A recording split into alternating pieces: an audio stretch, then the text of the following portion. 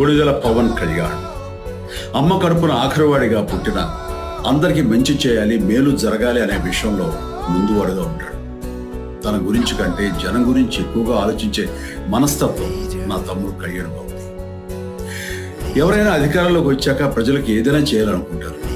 కానీ కళ్యాణ్ తన సొంత సంపాదనని కౌలు రైతులు కన్నీళ్లు తుడిచేందుకు ఖర్చు పెట్టడం, సరిహద్దు దగ్గర ప్రాణాలొడ్డి పోరాడే జవాన్ కోసం పెద్ద మొత్తం అందివ్వడం, అలాగే మత్స్యకారులు ఇంకా ఎందరికో తాను చేసిన సహాయం చూస్తుంటే ఇలాంటి నాయకుడు కదా జనానికి కావాల్సిన అనిపిస్తుంది.